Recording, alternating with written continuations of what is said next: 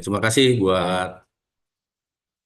buat satu kerja, Mas Iqbal, setelah mengundang saya untuk menjadi apa ya pembicara ya. Saya bukan berarti menggurui, apa, mengajari tidak. Di sini, Insya Allah saya hanya sharing ya sesuai dengan jadi apa namanya disclaimer. Saya di sini sharing dari sudut pengalaman yang saya pernah jalani, pernah saya alami, yang pernah saya lakukan, baik sebagai pelamar kerja maupun sebagai seorang yang berprofesi sebagai pencari karyawan di setiap perusahaan yang saya cecaki.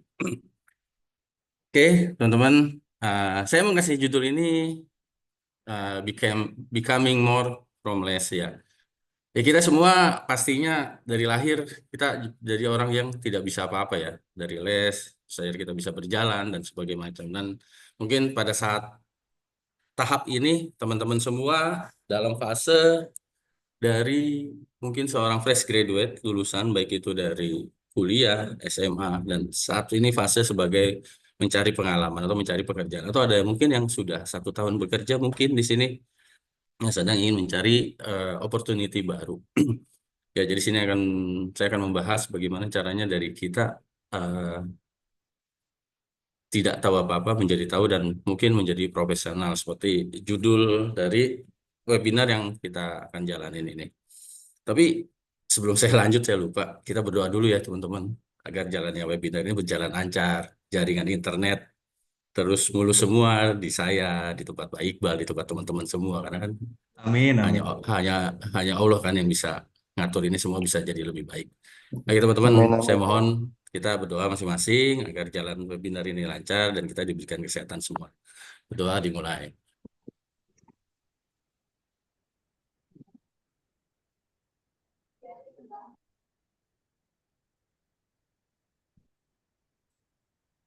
Oke, terima kasih teman-teman.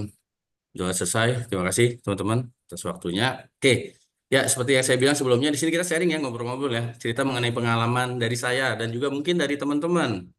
Jadi dari sini kita ambil yang baik-baik saja ya dan tinggalin yang nggak mau berjuang bersama dari bawah. Ya, jadi kalau yang nggak maunya udah jadi ya udah tinggalin aja. Oke, di sini teman-teman kita akan share mengenai saya akan share mengenai wawasan ya, wawasan gimana menciptakan peluang di dunia kerja.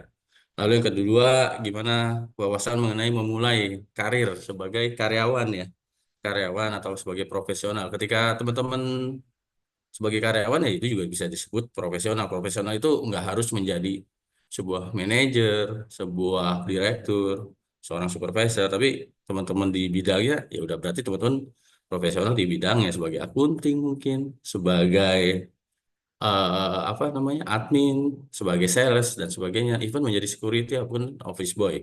Nah, itu mereka profesional di bidangnya. Pasti saya pun tidak tahu cara menjaga keamanan yang baik dan benar, dan saya juga tidak tahu cara membersihkan meja atau membersihkan lantai ataupun mengelap apa dinding-dinding seperti ahlinya para teman-teman kebersihan kita. Jadi semua dari kita yang sudah menjadi kerja di mana di sebuah perusahaan, baik perusahaan BUMN, swasta maupun perusahaan pribadi sendiri, perusahaan keluarga, ya teman-teman adalah profesional. Karena profesional itu bukan sebuah jabatan ya, itu adalah sebuah tugas yang kita emban dan bagaimana kita bersifat profesional. Seperti itu teman-teman. Oke, oke, tak kenal maka nggak bisa minjem duit 100. Ya, teman-teman mau apa minjem duit kalau sama orang yang nggak kenal atau dipinjemin duit sama orang yang nggak nggak dikenal, pasti kan nggak mau ya. Jadi saya akan memperkenalkan diri saya dulu sebelum lebih lanjut mengenai materinya. Ya teman-teman, ya, nama saya Muhammad Husni Mubarak. Saya biasa dipanggil, senang dipanggil Mas Husni ya, bukan Pak gitu. Mas itu, Mas. Di kantor sendiri, saya minta tim saya memanggil saya bukan Pak Husni, tapi Mas Husni. Karena biar kelihatan muda, muda aja gitu. Oke, saya lulus kuliah dari Psikologi AI 2001.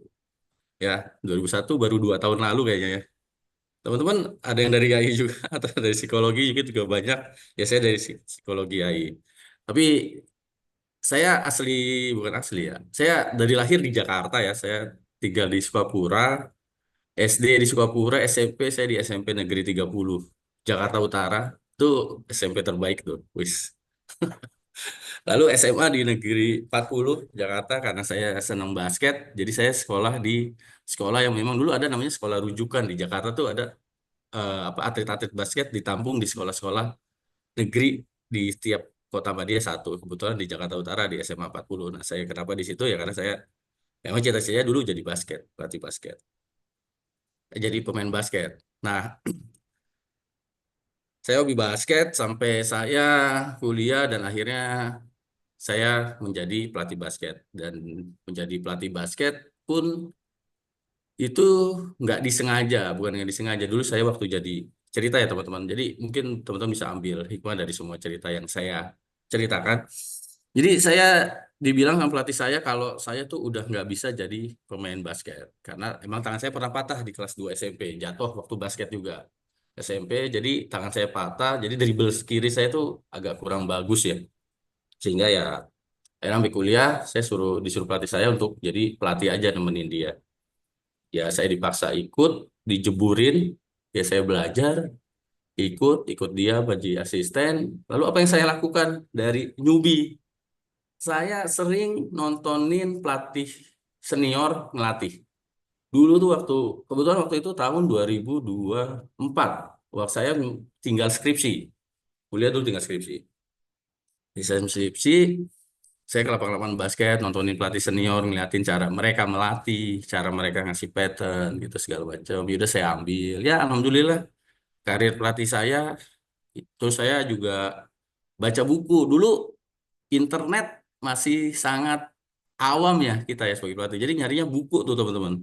Bener-beneran buku hard copy, fotokopi dari luar negeri gitu kan. Ada teman-teman dari UNJ kebetulan saya juga eh, agar saya juga bisa dapat ilmu, saya bergaul sama teman-teman UNJ. Nah, kebetulan teman-teman UNJ kan jurusannya spesifik tuh teman-teman, kepelatihan. Nah, jadi saya bergaul dengan mereka gitu. Saya bergaul dengan mereka, saya tanya ilmunya gitu kan, tukar pikiran segala macam. Ya, alhamdulillah sebagai pelatih basket, saya pernah pegang Porda Jakarta Utara. Lalu saya juga pernah pegang Porda Kepulauan Seribu. Waktu itu juga saya diminta Porda Pandeglang waktu itu untuk Banten ya. Tapi saya megangnya Pandeglang. Ya alhamdulillah pelatih saya karir ngelatih basket saya lebih sukses dari jadi pemain. Itu karena apa ya? Karena ya menurut saya karena saya terus mencari ilmu ya nggak puas itu saya cari orang, nanya orang dan sebagainya macam. Nah ketika jadi pebasket, nah saya masuk ke dunia kerja. Ketika itu saya dipilih untuk pelatih pelajar Jakarta untuk dikirim di PON. Tetapi tahun 2026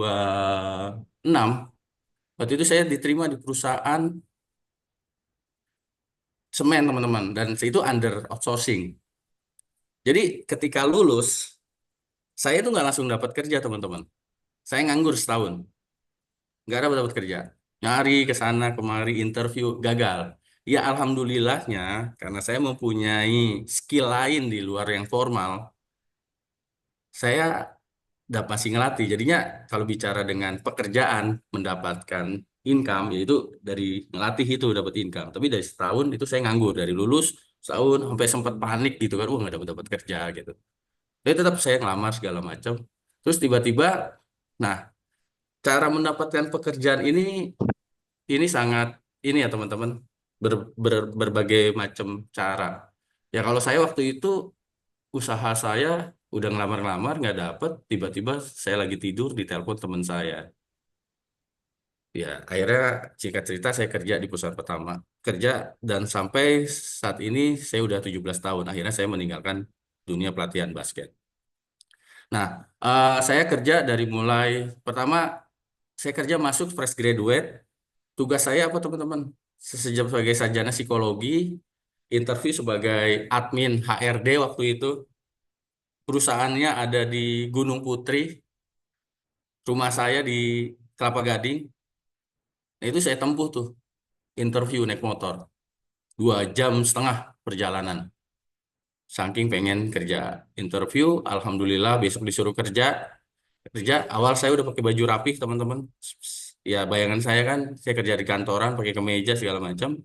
Nggak taunya hari pertama dan hari-hari selanjutnya, tugas saya hanya bersama tukang kebun ya, teman-teman. Tukang kebun nih. Saya disuruh merobekkan lamaran-lamaran tersebut. Jadi banyak tuh lamaran yang sudah tidak terpakai. Dirobekkan, didestroy, untuk menjadi bahan dari mesin semen, kiln namanya. Itu bisa dijadiin bahan semen. Jadi lulusan sarjana psikologi kerjanya hanya robek-robek dulu. Karir saya. Saya robek-robek. Tapi di situ awal-awal ya manusiawi teman-teman sempat wah enakan ngelatih. Begini gue kayak pegawai rendahan. Dulu merasa seperti itu. Cuman satu sisi ya udahlah jalanin dulu. Ya udah, alhamdulillah dengan jalan, ya saya bersifat profesional, saya mengerjakan bersama tukang kebun ya, saya bersama tukang kebun gitu kan, robekin lamaran tiap hari gitu kan, tiap hari. Pada saat itu juga bulan puasa. Ya akhirnya Allah berkata lain, saya direkrut di salah satu bank dan terus karir saya hingga sampai sekarang. Saya pernah di bank, saya pernah di leasing, lalu saya juga pernah di pabrik. Saya pernah di perusahaan handphone, baik yang lokal maupun Cina, dan terakhir saat ini saya di industri logistik. Seperti itu, teman-teman, karir saya. Lalu, start, oke, seorang seorang pengalaman, seorang berpengalaman pada awalnya pasti seorang yang beginner gitu ya, orang yang masih newbie, orang yang pengalaman seperti saya, mungkin Pak Erick Thohir, Pak Jokowi, Pak Anies Baswedan, dulunya juga sebagai fresh graduate, teman-teman. Ya, jadi semua itu bermulai dari bawah. Ini kata Helen Hayes. Teman-teman tahu Helen Hayes nggak?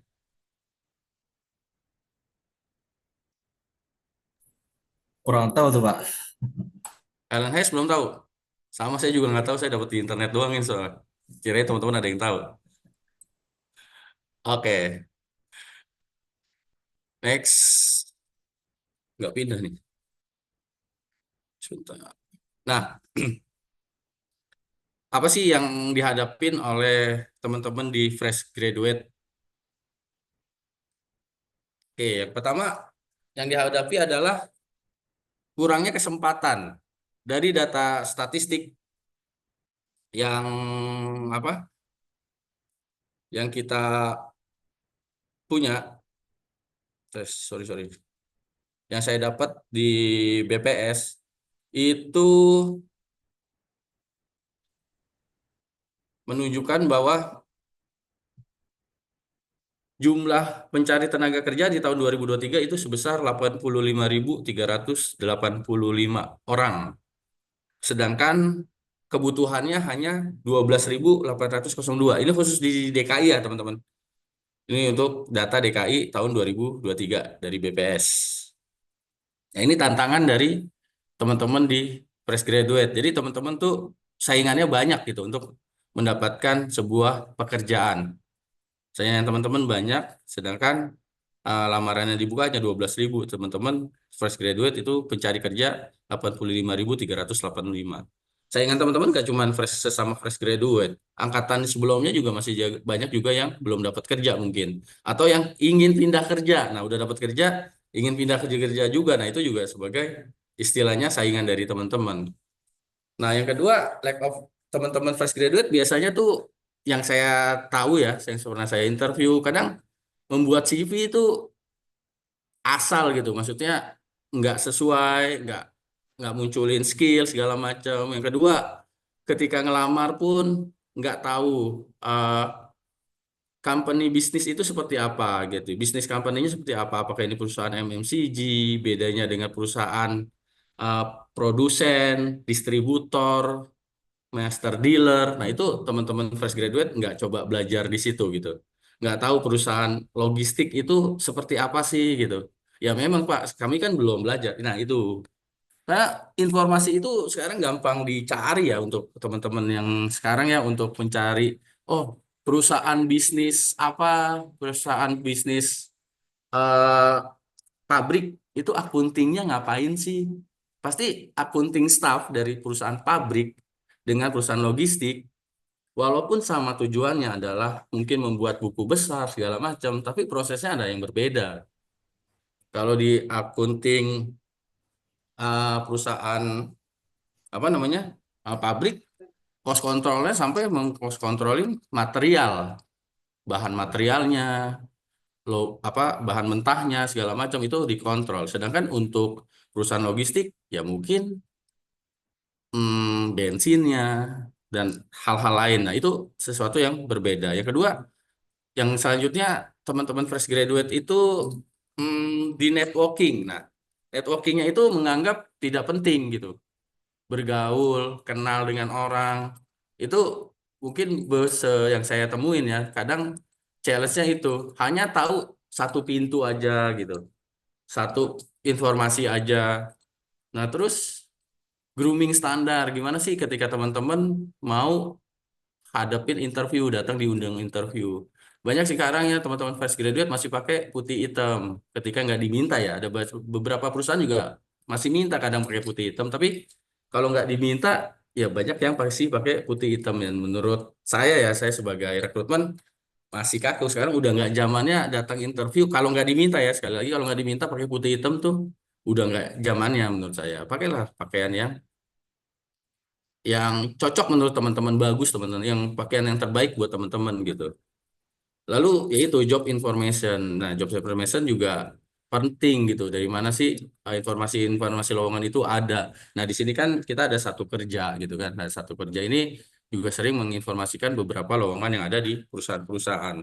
Nah, ini terkadang yang menjadi lack of pengetahuan dari fresh graduate.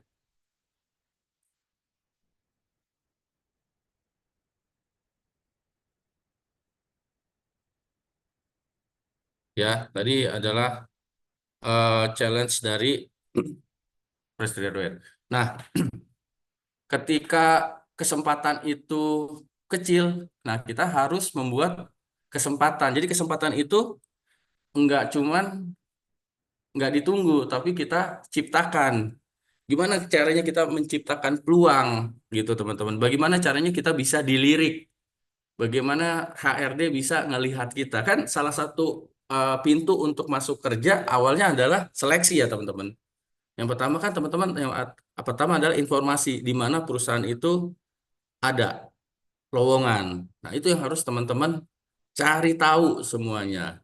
Pertama, ya teman-teman udah harus prepare CV yang baik. Saya nggak akan jelasin CV yang baik secara detail, karena saya lihat di Instagramnya Satu Kerja pernah dibahas tuh.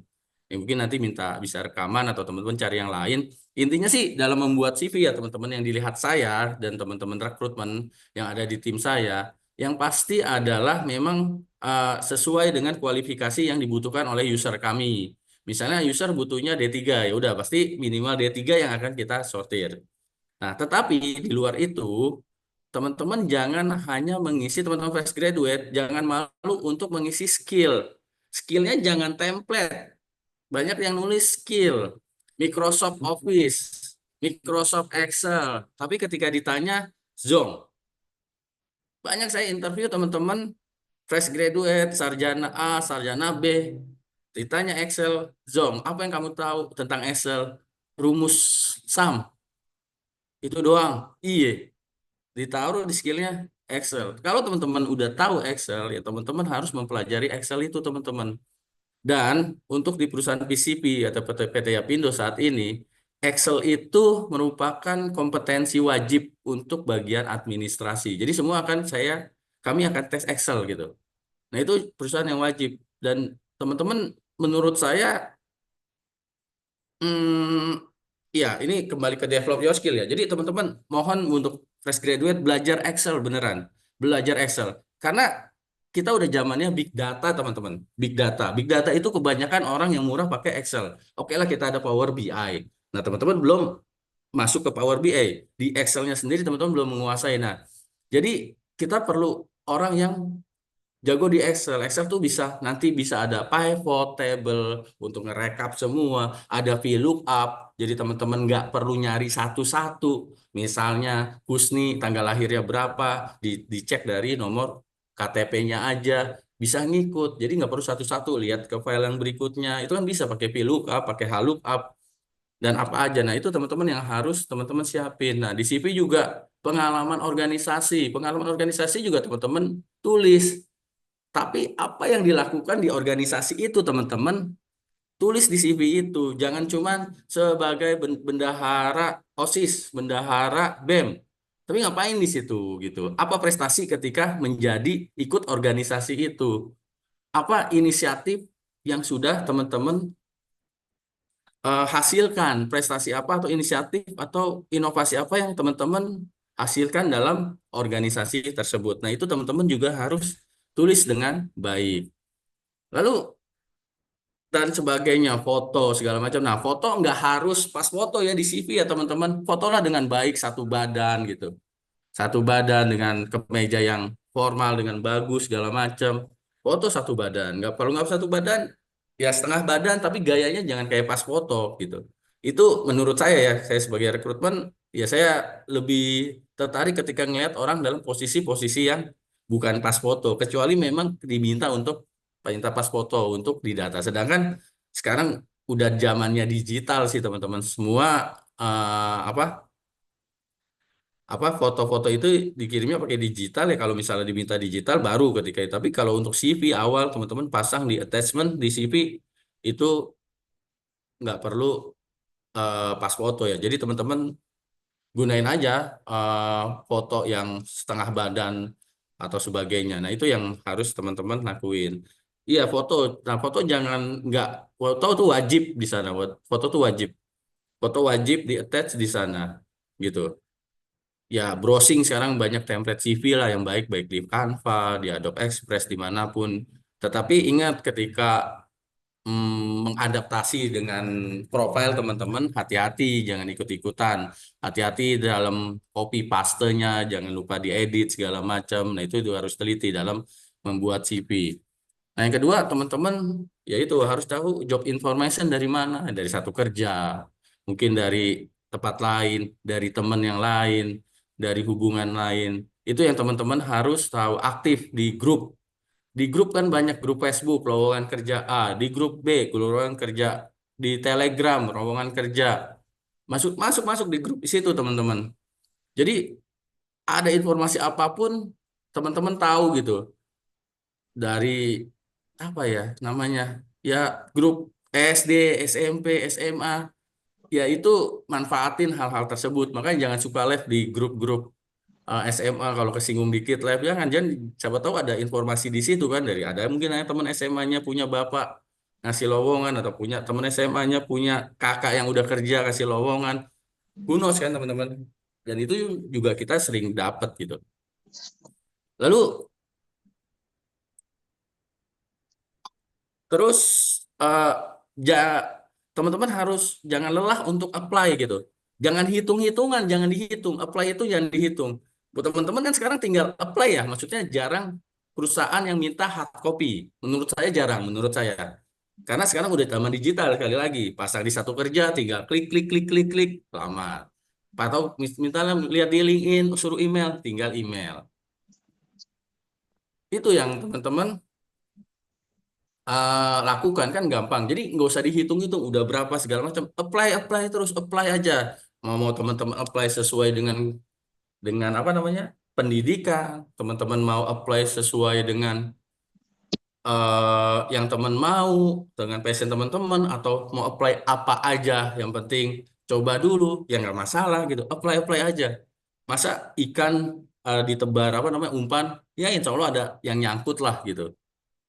Gitu. Lalu yang kedua jangan matiin HP teman-teman. Jadi HP ini kalau bisa 24 jam ya. Jadi takutnya karena ini kita menciptakan kesempatan ya. Jangan tahu kesempatan itu hilang karena teman-teman handphonenya mati. Ketika rekruter nelpon, ada rekruter yang sampai sekarang masih nelpon hubungin ke handphone. Nomor GSM nggak diangkat, dia akan pindah langsung. Kalau saya Ada kandidat 10 nelpon pertama nggak diangkat, ya saya butuh cepet, saya akan pindah langsung. Udah saya jadwalin, kandidat pertama nggak ngejawab kan, ya itu udah hilang kesempatan.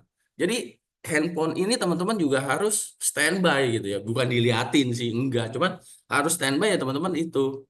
Jangan sampai peluang itu hilang gara-gara teman-teman enggak standby. Lalu email. Banyak juga perusahaan yang mengirimkan undangan melalui email tanpa konfirmasi ke WhatsApp ataupun telepon. Langsung email aja. Karena mungkin yang diundang banyak. Mereka pakai email blast. Biar cepat. Itu ada. Nah itu teman-teman juga kadang harus tiap hari minimal harus buka email. Jangan email hanya untuk ketika ngebuka nyari OTP aja nih. Gitu, daftar akun pakai akun Google nyari OTP-nya di email bukannya cuman itu. Tiap hari ketika menjadi fresh graduate, teman-teman buka email. Buka emailnya sambil baca bismillah, berdoa sama Tuhan gitu. Mengharapkan oh siapa tahu ada panggilan. Nggak apa-apa buka email itu sesuatu yang gratis dan mudah kan tiap pagi gitu. Buka email atau habis sholat tahajud, buka email hari aja ada undangan. Kayak gitu teman-teman. Di sosial media. Nah, sosial media juga banyak lowongan-lowongan gitu. Sosial media juga banyak ilmu-ilmu. Nah, itu teman-teman juga bisa belajar dari sosial media. Website-website dari Instagram, TikTok. Nah, itu yang teman-teman cari itu di Instagram, di TikTok. Saya pun juga sering dapat banyak kayak Adobe Express yang sering saya pakai sekarang nih untuk desain. Saya orangnya nggak kreatif, tapi ketika ketemu Adobe Express, saya bisa. Saya mendapatkan Adobe Express ini dari informasi dari mana? Dari Reels-nya Instagram. Kebetulan saya nggak main TikTok. Saya lihat dari Reels Instagram. Oh, website ini kan sering ada yang nunjukin ya, wah, website ini untuk begini segala macam. Ya itu gitu. Gunakan itu teman-teman. Gunakan sosial media untuk kepentingan yang lain. Jangan stalking mantan terus, nanti hatinya sakit.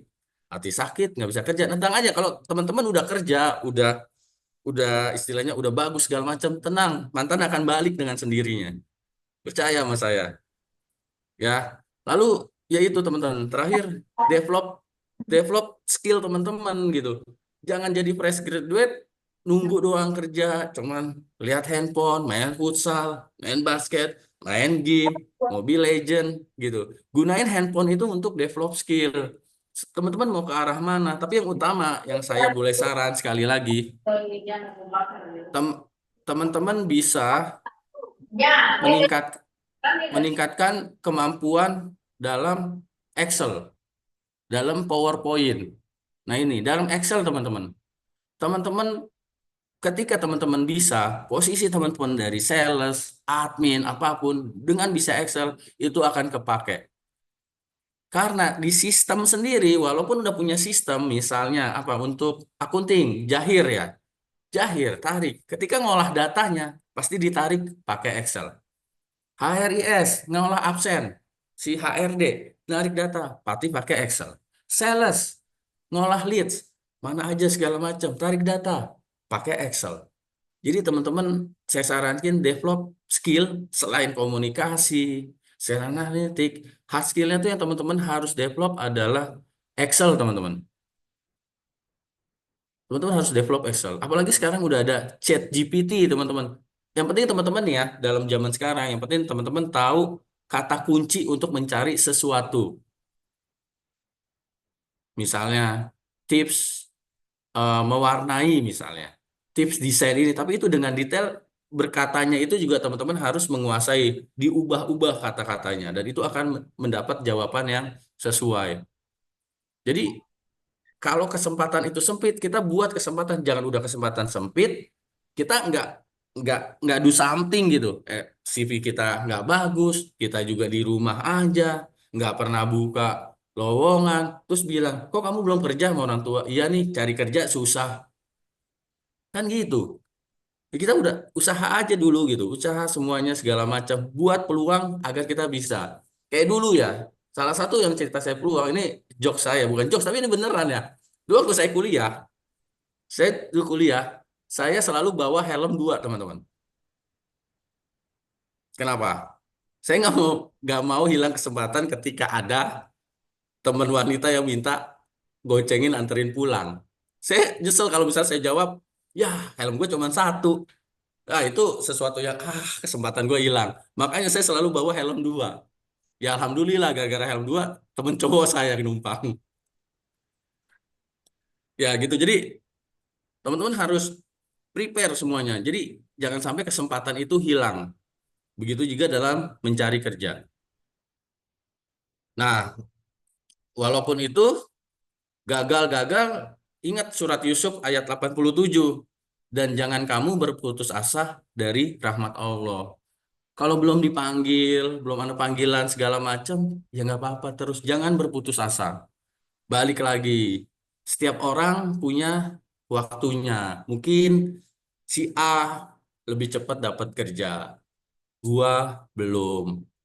Atau gua lebih cepat, si A belum. Jangan putus asa. Yang penting tetap teman-teman create opportunity. Jadi membuka kesempatan biar teman-teman bisa minimal dipanggil dulu. Seperti itu. Oke, lanjut ya teman-teman. Ketika udah membuka nih, nah buat teman-teman yang udah, sekarang kita akan bahas ketika ngelamar, akhirnya kita dipanggil nih. Kita teman-teman dipanggil interview, pastinya interview ataupun psikotes. Facing the opportunity, maksudnya menghadapi kesempatan ini gitu kan. Ketika teman-teman mendapatkan kesempatan, apa yang eh, menurut saya apa yang sebaiknya teman-teman lakukan untuk hal tersebut? Yang pertama, sebelum interview, teman-teman harus tahu tentang perusahaan itu. Apanya aja sih? Bisnisnya apa? Perusahaan itu berdiri kapan? Kalau dia anak perusahaan, perusahaan induknya siapa? Gitu. Skopnya apa aja? Customernya apa aja? Teman-teman harus cari perusahaan itu gitu. Biasanya ditanya gitu, apa yang kamu ketahui tentang ini gitu. Ya kita pengen tahu gitu. Jadi ada namanya kompetensi information seeking. Jadi seseorang tuh yang gimana sih cari informasi. Jadi ketika contoh skill information seeking adalah ketika teman-teman mendapatin nyari alamat, nyasar nggak tahu. Nah, orang yang punya information seeking dia akan bertanya dan menanyanya itu dengan tepat sehingga mendapat jawaban yang tepat. Nah, itu kadang saya sebagai HR mencari ini orang punya information seeking nggak ya gitu. Karena information seeking ini skill yang dibutuhkan untuk zaman ini gitu. Karena semua ada di internet, semua ada di AI ya. Jadi kita tinggal nyari information seeking atau kita cari dengan si A, si B, si C, dicari gimana caranya. Jadi jawabannya cuma, kamu tahu nggak tahu, clear, udah gitu doang. Ya udah, kalau nggak tahu kita harus cari tahu. Jawabnya jadi sebentar ya Pak, saya cari tahu dulu. Seperti itu gitu. Jadi ketika ditanya, saya cari tahu dulu karena itu information seeking. Nah, jadi teman-teman ketika dapat undangan, teman-teman harus udah tahu dulu nih kampanyenya seperti apa, cari segala macam. Kalau perlu, kalau misalnya teman-teman diundang sama perusahaan terbuka, di situ biasanya ada annual report. Jadi kalau perusahaan terbuka kan mereka ngasih laporan keuangan terbuka ya di websitenya. Itu teman-teman lihat, pelajarin, teman-teman ceritain. Oh ya tahun 2023 perusahaan ini untung sekian Pak gitu. Segala macam. Tadi tanya, kok mau tahu dari mana? Ya Pak dari saya buka annual reportnya. Ya kalau nggak ada ya cari yang ada sesuainya. Jangan dari websitenya aja gitu. Cari beritanya di website. Kata siapa tahu ada berita segala macam. Tapi kalaupun ada kan beberapa perusahaan ada berita negatif ya jangan dikasih tahu gitu. Ya kasih berita positifnya segala macam. Lalu ketika dipanggil interview, teman-teman juga harus pelajarin dulu nih kira-kira job desk-nya apa ya. Teman-teman ngelamar sebagai apa dan dipanggilnya untuk posisi apa. Ya, kadang ada yang sesuai dengan posisi yang dilamar. Misalnya Fulan ngelamar sebagai akunting. Saya lihat di akunting cocok, saya panggil buat akunting. Tapi ada juga beberapa Fulan ngelamar akunting. Saya lihat di CV, oh ternyata Fulan untuk akunting nggak bagus, tapi untuk customer care bagus. Kita akan ngundangnya sebagai customer care. Nah, di situ teman-teman harus confirm dulu dengan pengundang. Anda diundang sebagai apa? Nah, kalau sudah Anda mendapatkan informasi, teman-teman sudah dapat informasi tentang posisinya, ya kira-kira teman-teman browsing. Job desk-nya apa sih customer care di perusahaan apa? Mungkin teman-teman harus tahu dulu perusahaannya apa. Search di Google. Customer care in logistic company. Customer care job description in logistic company. Accounting job description in factory company. Ya, seperti itu. Jadi gambaran secara generalnya udah ada gitu. Jadi teman-teman ketika nah di situ pelajarin. Nah, biasanya dari job desk itu kan terlihat tuh misalnya input laporan keuangan. Nah, teman-teman tahu nggak apa itu laporan keuangan? Input mengolah apa? Membuat buku apa ya namanya? Membuat buku besar misalnya. Nah, buku besar itu apa? Biasanya apa? Nah, di situ series itu teman-teman punya nggak sih gitu. Nah, teman-teman pelajarin gitu. Jadi ketika ditanya, oh saya tahu Pak laporan keuangan. Kebetulan eh, saya udah mempelajari di kuliah segala macam atau saya di organisasi. Nah itu yang teman-teman harus lihat. Lalu berikutnya pertanyaan, teman-teman juga harus menyiapkan pertanyaan teman-teman. Teman-teman harus menyiapkan beberapa pertanyaan untuk ditanya balik ketika nanti biasanya HR ataupun user akan bertanya akan memberikan kesempatan buat pelamar bertanya. Mungkin teman-teman sudah punya pengalaman untuk hal ini ya. Nah, itu teman-teman juga buatin pertanyaan. Pertanyaan-pertanyaan apa sih? Jangan gajinya berapa ya Pak di sini? Ya, itu sih nanti dulu teman-teman. Atau misalnya pertanyaan di sini tim yang sesuai posisi saya ada berapa orang ya Pak gitu. Terus saya nanti reportnya ke mana? Ini replacement atau posisi baru gitu. Ya, pertanyaan-pertanyaan itu yang mungkin bisa teman-teman tanyakan kepada HR-nya gitu. Seperti itu. Jangan ditanya, nah, menurut Bapak saya lolos gak ya kalau dari internet ini? Ya biasanya nggak langsung dikasih tahu sih teman-teman, walaupun mungkin udah tahu hasilnya gitu.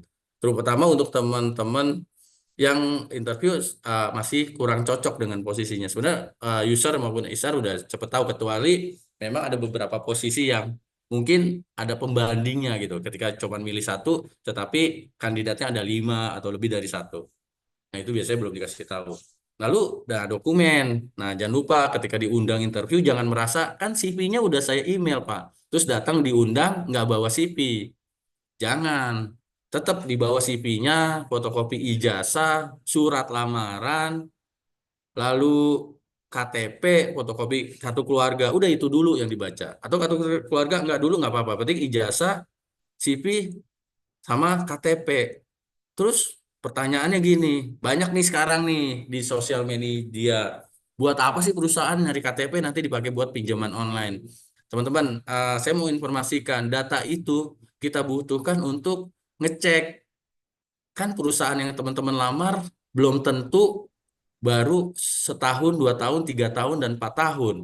Kan di situ di nomor KTP kita bisa record. Dulu dia pernah lamar gak ya? Atau dulu dia pernah punya hubungan saudara gak ya? Kan itu ada di database. Di database kartu keluarga kan ada. Misalnya teman-teman nomor KTP-nya ini. Nanti kan akan terhubung. Oh, bapaknya nomor KTP ini atas nama siapa? Nah, siapa tahu itu mantan karyawan atau segala macam. Nah, itu gunanya buat itu. Bukan buat dipakai buat apa-apa gitu. Karena kan kita sendiri di HR kan sendiri udah ada apa ya eh, perjanjian ataupun kode etik tak tertulis untuk data karyawan gitu, data karyawan orang itu pasti kalau saya sendiri dan tim saya dan di perusahaan ini ya kita akan keep gitu, nggak akan menyalahgunakan. Jadi jangan lupa dibawa, jangan sungkan untuk memberikan, insya Allah nggak akan disalahgunain kok gitu. KTP segala macam itu perlu cuma soalnya karena KTP itu perlu apa sih? Buat pajak, buat cek BI checking. Nah BI checking juga perlu. Ada perusahaan yang nggak mau karyawannya yang terlibat hutang gitu, yang banyak pendingan hutang di bank gitu. Nah, karena apa? Nanti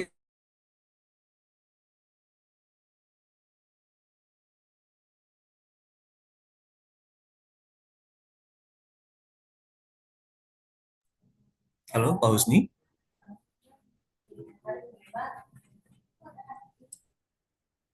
Chat nakal, bagian nakal. Halo, Pak Husni. Ngelek ya, Pak? lihat jarak, jangan pakai alasan pertama macet. Itu jangan pernah punya alasan itu.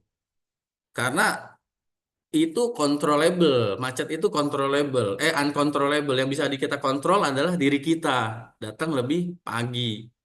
Lalu yang kedua, grooming, pakaian teman-teman. Nah, itu yang saya bilang. Nggak harus pakai putih hitam, teman-teman, datang ke interview. Dandan aja yang ganteng, yang cantik, sesuai dengan warnanya, segala macam, yang teman-teman suka. Tidak terlalu mencolok, standar gitu ya.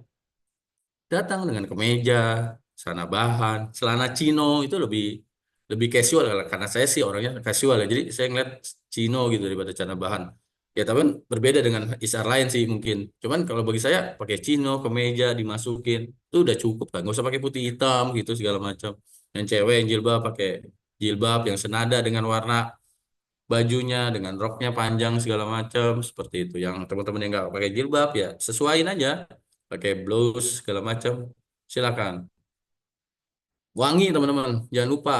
Nah, yang teman-teman datang pertama kali ke suatu perusahaan, itu yang teman-teman cari apa? Toilet. Jadi jangan datang, makanya 15 menit datang, lapor ke security, masuk, tanya toilet. Toilet di mana ya Pak?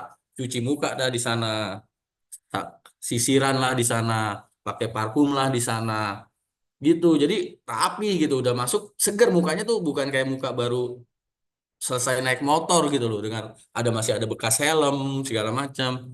Ya, bukan yang ngelarang. Ya saya pun kerja sampai sekarang masih naik motor gitu. Maksudnya ya kita rapihin diri kita dulu gitu loh. Kan ada toilet kan di sebuah perusahaan kan. Diminta mana toiletnya. Dandan dulu gitu. Nyisir dulu kalau rambutnya panjang gitu. Ya pakai wangi-wangian gitu. Jadi ya udah tampil dan udah seger gitu kan. Kita cuci muka dengan baru datang datang terus duduk gitu di lobi nungguin interview. Pasti kan banyak debu-debu biar gimana di muka. Gitu. Ya buat event teman-teman naik mobil pun gitu. Pokoknya datang tuh fresh, terlihat fresh gitu. Nah itu sangat membantu gitu. Oh, ya jadi interviewernya nggak tanda kutip ya, nggak ilfil ketika kesan pertama itu teman-teman ngelihat lawan jenis kesan pertama kan juga menentukan ya bohong sih ngelihat. Oh, saya senang lihat hati kamu, mana bisa ngelihat orang pertama sih kesan pertama gitu, entah senyumnya, entah apa segala macam nggak mungkin langsung lihat hatinya sih. Itu sih. Jadi grooming tentang penampilan teman-teman. Jadi tem- penampilan yang teman-teman harus perhatikan. Lalu ya jangan nervous. Ya anggap aja interview ya udah gitu. Bagaimana biar jangan nervous, jangan mikirin gagal atau berhasil, jalanin aja. Jadi yang di pikiran kita adalah oh iya ini kesempatan, ayo gunain dengan baik. Ya berhasil, gagal dan berhasil itu urusan belakang yang penting datang. Nah, bagaimana nggak nervous? Saya saya kuliah saya tahu ilmu ini itu latihan imagery atau latihan visualisasi. Latihan visualisasi itu apa, Mas Husni? Jadi teman-teman sebelumnya tuh diam, tidur, bukan menghayal, memvisualisasikan teman-teman datang ke kantor itu. Datang ke kantor itu, datang teman-teman ngebayangin, oh ya saya interview, teman-teman ngebayangin teman-teman interview dengan lancar, dengan baik menjawab sebuah pertanyaan. Nah, itu latihan imagery atau latihan visualisasi di dalam psikologi. Teman-teman bisa browsing ya, latihan imagery. Atlet-atlet waktu saya skripsi penelitiannya pun juga gitu.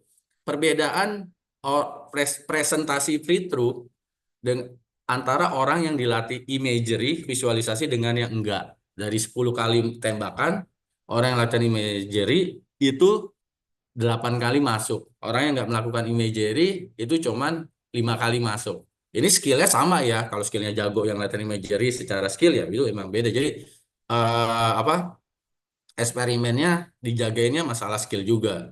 Nah itu, jadi biar nggak nervous, saya pun kayak sekarang nih lah.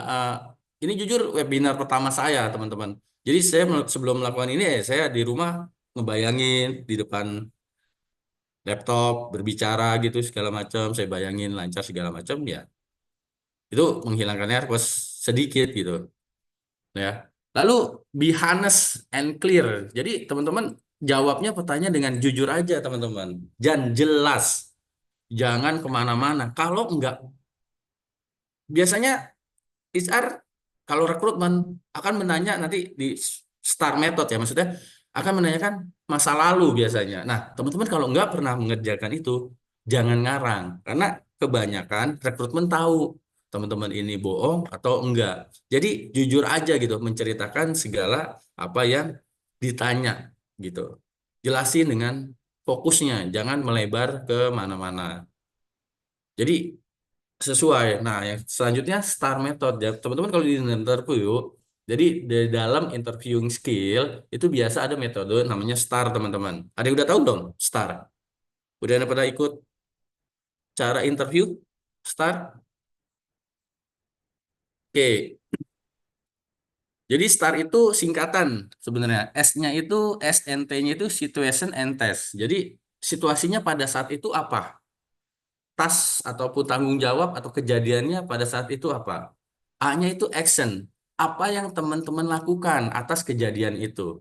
R-nya adalah result. Contohnya, HRD akan nanya, coba ceritakan ketika kamu ingin menyampaikan, ingin membantah atau menyampaikan pendapat yang tidak sesuai dengan apa yang dikemukakan oleh teman kamu.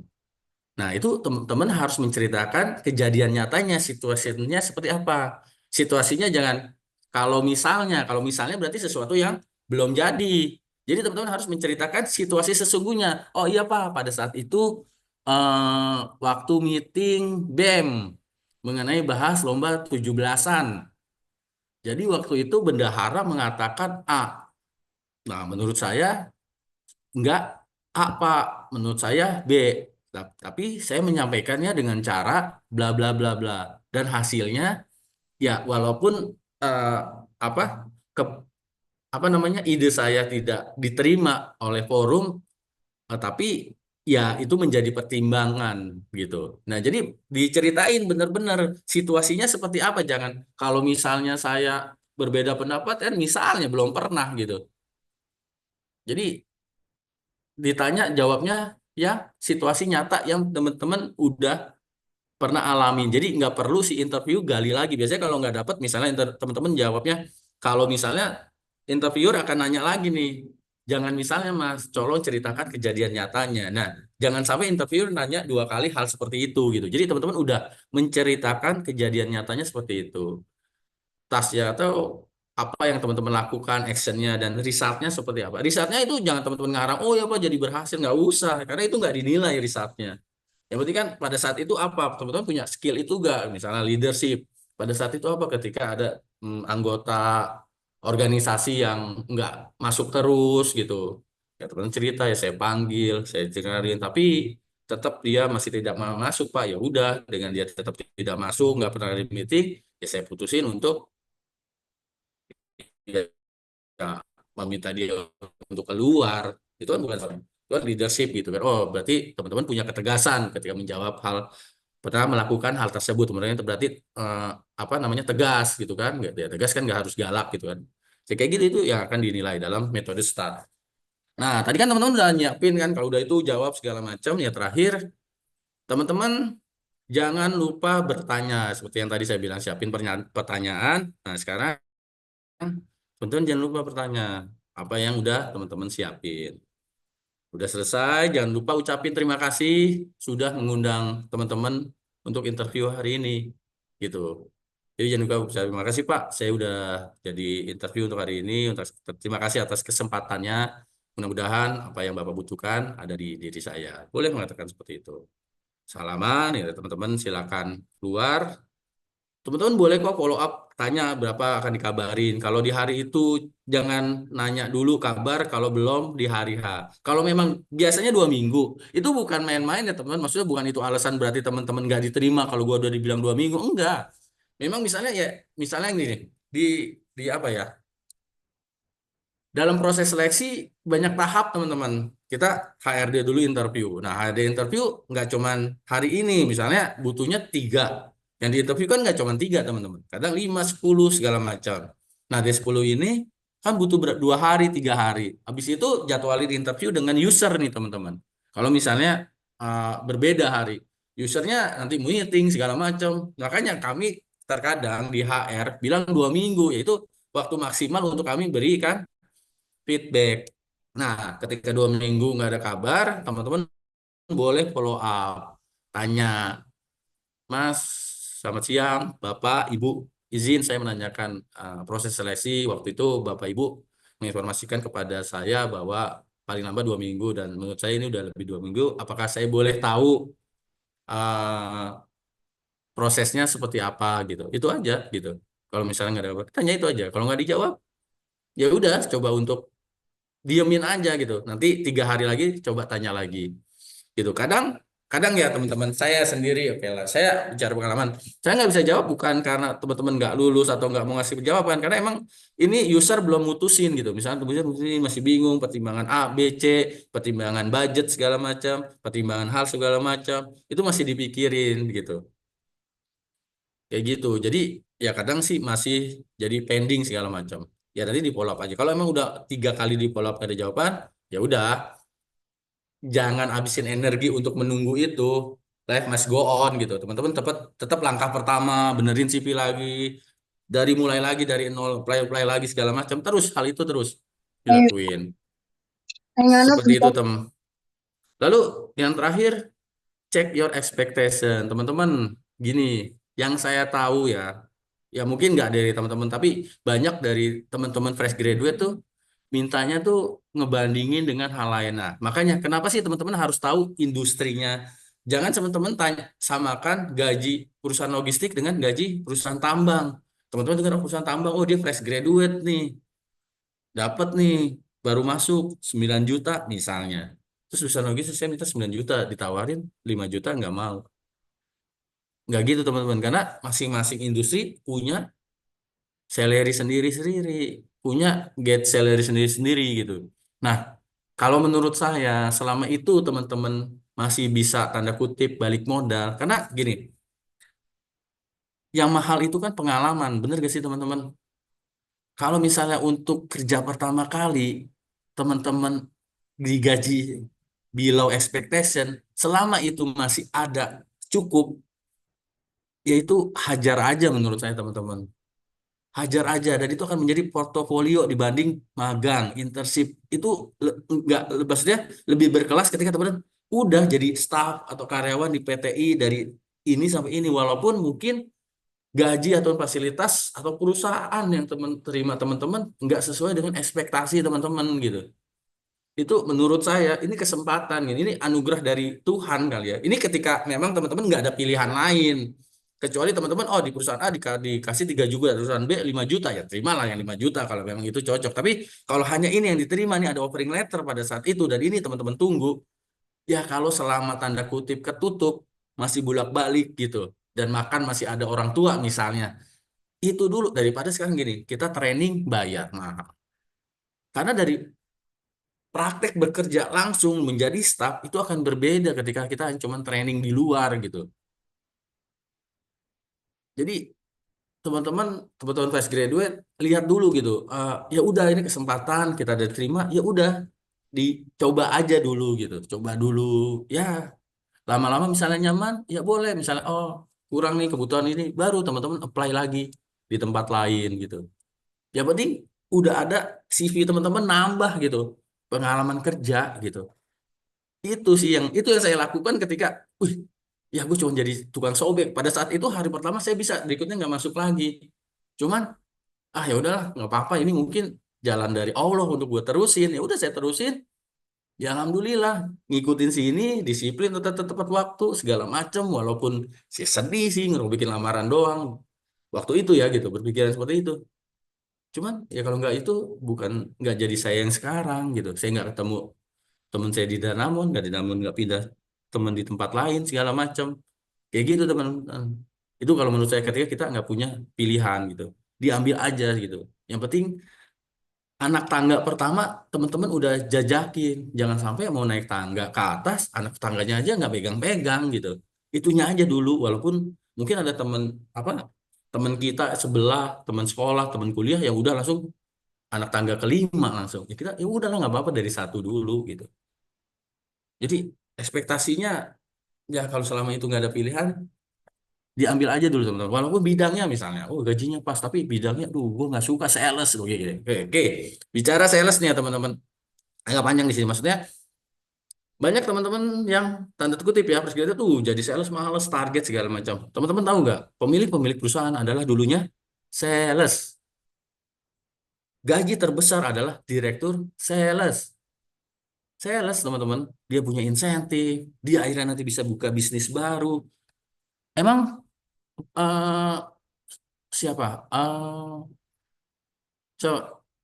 Kebanyakan orang-orang apa namanya Konglomerat itu kan awalnya sales. Saya dulu pernah kerja di perusahaan alat tambang, perusahaan alat berat.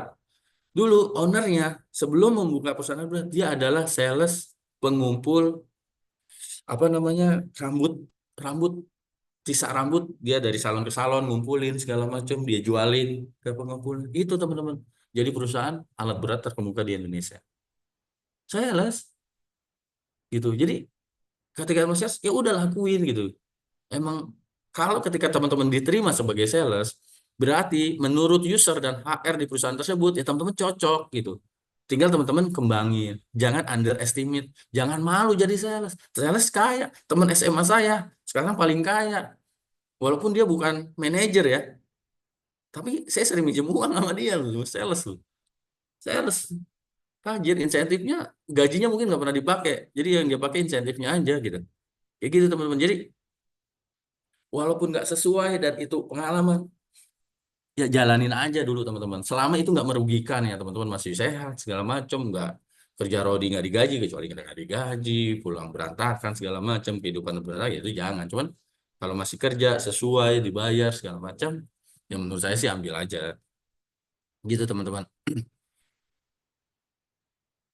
Nah, tapi kan kita udah interview, ya semua kita serahkan kepada Allah karena kata Nabi dalam hadisnya, jika kamu tawakal kepada Allah dan berserah diri sepenuhnya kepadanya, maka Allah akan mengangkat bebanmu, menghilangkan kekhawatiran dan memberikan kelegaan dalam hatimu. Jadi ketika ditolak, oh ya udah, mungkin perusahaan ini nggak baik buat gua gitu.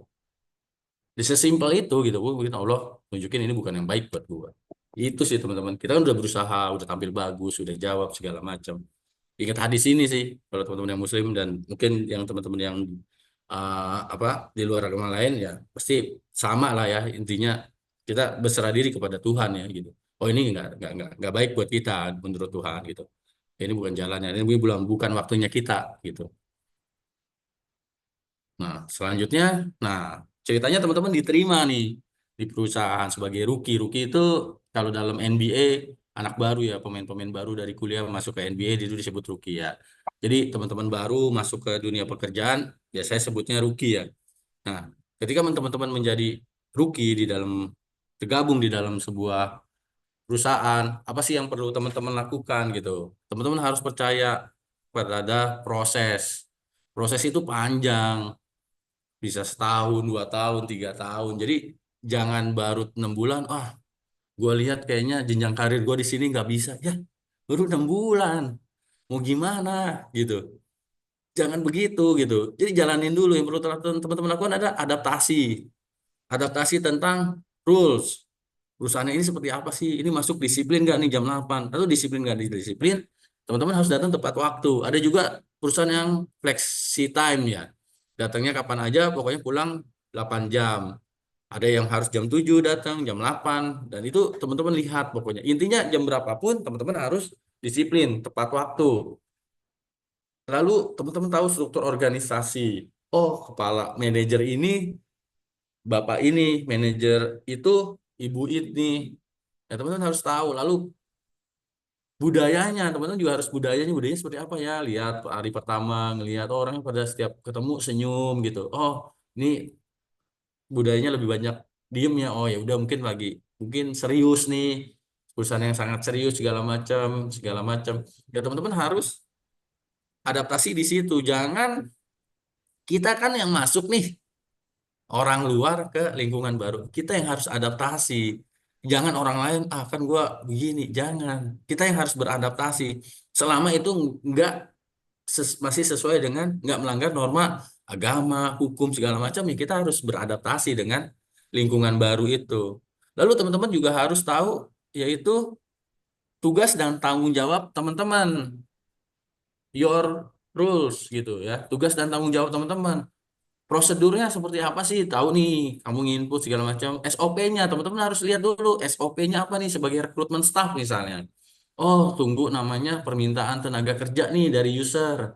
Habis itu, saya harus minta approval ke rekrutmen manager, direktur. Nah, habis itu baru saya posting lowongan. Oh, habis itu saya harus sudah pelayanan masuk, saya harus cari. Kalau udah dicari, diundang interview. Oh, pakai format ini. Nah, itu teman-teman harus tahu prosedurnya, step by step-nya. Oh, kalau ada uang masuk, apa yang harus dilakukan? Misalnya teman-teman dari treasury ataupun finance. Atau dari collection, oh nagihnya seperti ini. Oh, gimana cara bikin invoice-nya ya? Oh, kelengkapannya dokumen ini. Nah, itu teman-teman harus pelajarin prosedurnya. Lalu teman-teman harus tahu peers, teman rekan kerjanya tuh. Nah, teman-teman tuh harus tahu tugasnya dia apa, tugas teman-teman apa. Teman-teman harus tahu sifatnya dia seperti apa. Nah, teman-teman juga harus tahu sifat bos teman-teman seperti apa. Apakah orangnya yang tanda kutip diam nggak pernah follow up, atau ujung-ujungnya minta mana punya ini gitu. Nah, itu kan teman-teman harus tahu. Atau bos juga yang nggak mau, kalau lu nggak nanya gue nggak akan ngasih tahu gitu. Jadi lu harus dekat gua. Ya itu teman-teman beda juga. Jadi setiap bos beda juga. Ada bos juga yang pengen tanda kutip apa-apa harus diajak, kalau nggak diajak pokoknya dia nggak mau. Ya itu juga ada bos yang seperti itu gitu. Jadi bos kan juga manusia ya, pala manusia kan berjuta. Tuhan membuat manusia berbagai macam sifat ya. Nah itu teman-teman juga harus adaptasi dengan tahu sifat, bukan tanda kutip menjilat bosnya, dalam arti beradaptasi dalam ritme kerja dan segala macamnya gitu. Kalau bosnya cepat, teman-temannya lambat, ya bisa-bisa ditinggal. Jadi harus menyesuaikan dengan ritme kerja gitu. Nah, lalu selanjutnya teman-teman harus lebih banyak mendengarkan dan belajar. Belajar dari senior, tanya dari teman kerjanya gitu. Belajar dari departemen lain gitu. Ini segala macam. Berbaur lah gitu. Jangan di departemen sendiri gitu. Main segala macam, say hello, kenalan, memperkenalkan diri. Biasanya memang diputerin ya, kalau dia Pindo kan diputerin, di perusahaan saya diputerin tuh. Kalau ada kalian baru dikenalin sini. Nah, tapi kan itu saya yakin orang nggak akan hafal, teman-teman yang dikenalin juga nggak akan hafal A B C langsung ya teman-teman. Kita di jalan ketemu, siapa, saya baru, namanya siapa, biar lama-lama kenal itu teman-teman. Lalu take responsibility. Jadi teman-teman tuh jangan kebanyakan ngeles. Ketika misalnya ada kesalahan, ngakuin kesalahan itu. Karena kalau kebanyakan ngeles, kalau ngelesnya di Primagama atau di apa namanya bimbingan alumni itu jadi pinter. Tapi kalau ngeles banyak alasan, ya nggak akan sukses. Kalau ada mau sukses, kurangin banyak alasan gitu sih. Saya pernah dapat quotes itu gitu. Jadi take responsibility. Oh ya, ini saya salah Pak, nanti saya perbaiki. Ya, wajar sebagai karyawan baru, tapi jangan kebanyakan ngeles segala macam. Jadi teman-teman harus mempertanggungjawabkan apa yang menjadi bagian teman-teman. Lalu jangan lupa follow up. Nah, bentuk follow up kebanyakan sekarang pun di teman-teman yang baru bekerja ataupun yang udah lama juga kebanyakan follow up gini. Ini gimana? Udah Pak, udah saya WhatsApp. Dia jawab gitu. Tapi belum dibalas. Ya gitu. Jadi jangan orang nunggu orang membalas. Kalau orang belum dibalas di WhatsApp, ada komunikasi kedua apa? Telepon kan? Kan ini hubungannya dengan kerja. Misalnya, ini gimana hasil interviewnya? Kandidatnya mau diapain? Udah Pak, saya udah follow up, udah nanya ke Pak A, sama dia belum dibalas. Tahu mau proses atau enggak? Ya enggak kelar. Jadi kalau teman-teman bolanya tuh jangan udah dilempar, udah teman-teman diemin. Teman-teman harus follow up. Pak, ini gimana kalau nggak dibalas? Teman-teman telepon. Di WhatsApp nggak bisa, teman-teman telepon. Pak, maaf, saya nelpon karena WhatsApp saya nggak belum Bapak balas. Ini Pak, saya mau nanya hal ini. Di telepon, udah tanya, udah Pak, udah saya WhatsApp, udah telepon, nggak diangkat. Terus teman-teman Mbak diem, sedangkan itu satu kantor. Ya disamperin ke ruangannya, ke tempatnya, atau pas ngobrol segala macam ditanya, Pak, ini gimana? Jadi ya emang harus clear, jangan kerjaan dilempar, udah enggak Pak, kan itu tunggu balasan dari dia. Jangan kebanyakan nunggu kalau dalam bekerja teman-teman. Follow up karena pekerjaan kita akan banyak gitu. Kita di follow up, ayo dong Pak, isiin ini dong Pak. Karena saya mau ngerjain ini Pak berikutnya. Gitu loh teman-teman. Misalnya akunting Pak, mana nih penyelesaian perjalanan dinasnya? Hari ini belum loh. Ayo nanti kalau misalnya belum menyelesaikan perjalanan dinas, laporan bukti-bukti pengeluarannya ada lagi, ini belum selesai, belum bisa loh Pak gitu. Ya kayak gitu kan, teman-teman juga harus dikejar laporan keuangan misalnya di akunting. Ya kalau itu belum selesai ada gantung dong. Ya dikejar sampai selesai gitu, di follow up tapi dengan cara yang baik. Gitu. Ya, makanya dengan baik, dengan biar kita bisa follow up dengan baik dan nggak sungkanan, kita harus punya hubungan baik dengan orang-orang yang akan selalu bekerja sama dengan kita. Ingat, orang lain yang customer itu nggak cuman pelanggan kita memakai produk kita, tetapi internal pun sebut customer. Misalnya HRD, customer ini kan user, mencari karyawan. Kan gimana caranya HRD nyari karyawan? Itu kan user. Terus akunting, customernya juga siapa? Karyawan lain. Gimana caranya karyawan lain ketika mau dinas, akunting udah nyediain uangnya. Gitu kan? GA, karyawannya siapa? Karyawan lain ketika butuh komputer, GA udah bisa beliin, purchasing udah bisa beliin, IT, karyawannya siapa? Ya karyawan, apa customernya siapa? Karyawan. Gimana internet berjalan dengan baik, nggak putus? Bagaimana printer bisa di print, nggak rusak? Kan itu kita melayanin semuanya gitu. Jadi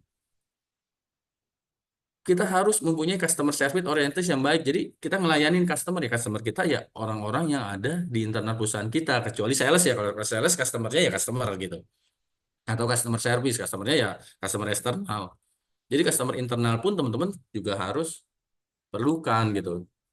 Yang terselanjut skill investation. Nah, teman-teman jangan ketika udah masuk kerja tetap ayo ada YouTube teman-teman. Ada webinar seperti ini.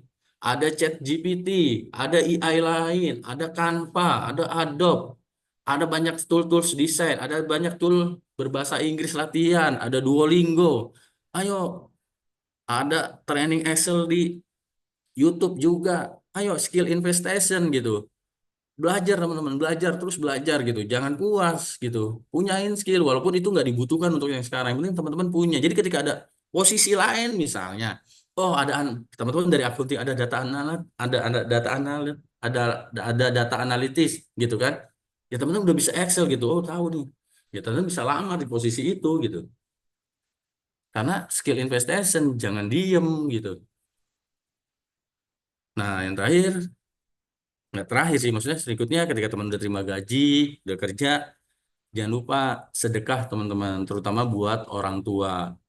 Saya dikasih tahu sama orang tua saya gini, waktu itu saya SMA ya, dapat uang tuh dari basket, dapat 15.000. Ya saya tiap bulannya masih dikasih sama, tiap hari masih dikasih sama orang tua saya. Tapi saya menyisihkan dari 15.000 itu 5.000 buat orang tua saya kasih. Walaupun saya dikasihnya misalnya 100.000 gitu. Nggak masalah teman-teman, walaupun teman-teman masih tinggal sama orang tua, masih dikasih jajan. Teman-teman dapat gaji pertama nih. Kasihlah orang tua teman-teman sebisa teman-teman. Walaupun misalnya teman-teman masih dikasih nih tiap bulan 500.000 misalnya. Tapi teman-teman ngasih nih 50.000. Nggak apa-apa. Pak.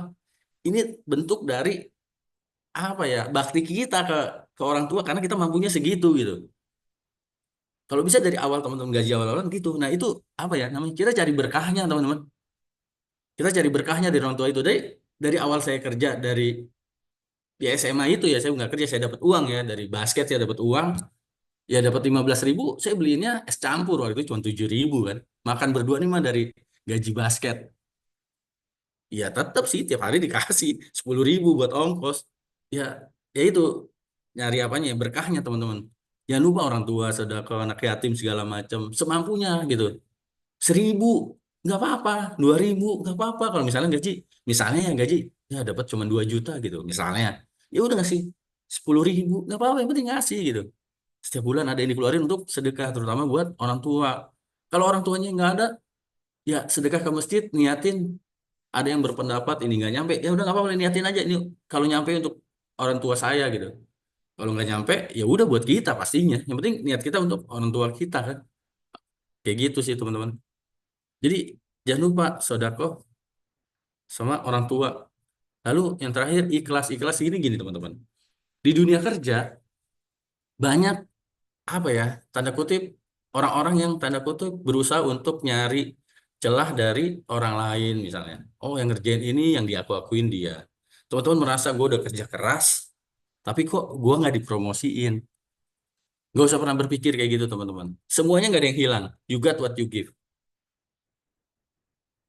Semuanya nggak ada yang hilang gitu. Tapi kita harus ikhlas. Kan kita udah dibayar. Ya udah, karena kita udah dibayar, udah gaji, ya kita juga kerja harus ikhlas. Wah, saya kerja lembur nggak dihitung. Kerjain teman-teman. Kalau selama itu teman-teman masih mampu mengerjakan. Itu berkahnya dibanding dengan uang, nilai yang Allah nilai atau Tuhan yang nilai gitu. Misalnya gini, teman-teman bekerja selayaknya teman-teman gaji 3 juta. tetapi teman-teman hanya dikasih 2 juta. Nah, sejutanya itu kerja keras teman-teman, insya Allah itu jadi tabungan energi positif yang akan balik ke teman-teman, yang akan balik ke kita sendiri gitu. Itu sih gitu. Tidak usah perhitungan selama memang masih bisa. Selama nggak sampai jam 12 segala macam ya. Menurut teman-teman masih bisa jalanin. Jangan sampai apa ini kan udah di luar jam kerja bla bla bla bla. It's okay. Kadang sekarang bos atau atasan teman-teman tuh butuh gitu. Nah, ya emang butuh gitu. Kecuali sering begitu ya mungkin ada yang sadar sekali butuh. Ya udah hajar. Ikhlas deh teman-teman.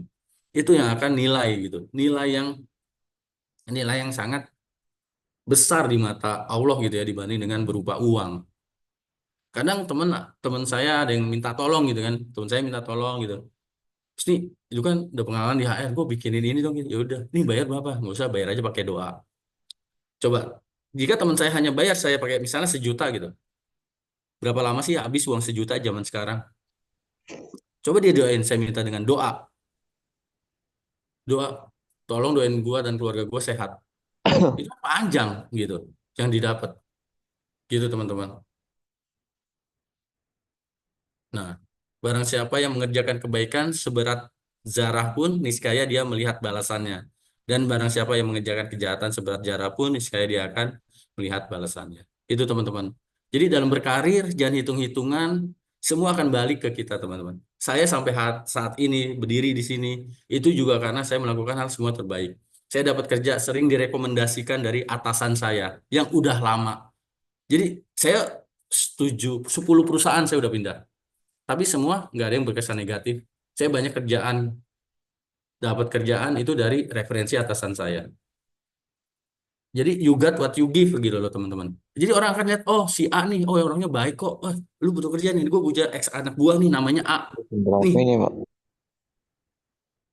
ini akan bagus gitu. Jadi kayak gitu. Balasan itu akan datangnya nanti ketika kita lagi membutuhkan. Dan yang terakhir, ketika itu semua belum dapat dari teman-teman ya Surat Al-Baqarah 216, boleh jadi kamu membenci sesuatu padahal ia amat baik bagimu jika ada perusahaan yang nggak sesuai, dan boleh jadi kamu menyukai sesuatu padahal ia amat buruk bagi jika ada perusahaan yang teman-teman impikan tapi teman-teman nggak dapat. Jadi itu mungkin nggak baik buat teman-teman. Oke, itu aja dari saya. Boleh tanya apa aja, asal jangan susah-susah. Waduh, Pak. Mas Husni ini panjang banget. Wah, ini ilmunya banyak banget nih meskipun ini pertama kali. Kepanjangan ya, Mas? Oh, nggak apa-apa. Justru ini makin makin apa berkelas nih ilmunya nih. Dari Oke. apa Mas Husni meskipun ini pertama kali webinarnya tapi benar-benar ini apa benar-benar kepake ilmunya untuk teman-teman pencari kerja yang dari fresh graduate maupun yang udah berpengalaman gitu. Nah, dari teman-teman semua nih mungkin dari kalian ada yang mau ada pertanyaan mungkin dari awal Pak Husni menerangkan bagaimana Pak Husni jadi pemain basket kerja lalu dapat kerja HR awalnya robek-robek kertas ya Pak ya Ya, Mas. sampai akhirnya Nomor berapa CV? iya, jadi People Development Manager. Nah, teman-teman ada nggak nih dari materi pausnya yang mau dipertanyakan? Mungkin yang mau tanya langsung bisa angkat tangan pakai tombol react yang tangan seperti ini. Atau mungkin yang malu-malu bisa langsung chat saja di kolom chatnya kali ini akan dinyalakan sebentar ya. Oke, silakan. Oke, silakan teman-teman yang mau bertanya silakan bisa react tangan seperti ini. Oh, udah ada nih dari dari Mas Faizal Wahyu. Mas Faizal Wahyu, silakan Mas. Yang mau ditanyakan Mas. Mas Wahyu. Halo, selamat siang, selamat sore. Sorry, Selamat Mas. sore, Mas Wahyu. Ya.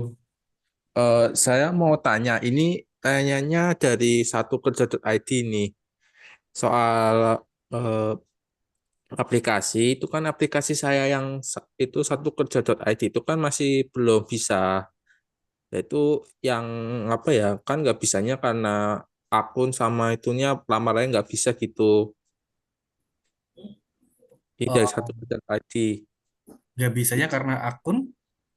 Iya, maksudnya kan kayak apa ya, lamar kerjanya itu kayak nggak bisa gitu. Oh, oke. Jadi ini pertanyaan untuk satu kerja ya. Oke, nggak apa-apa deh.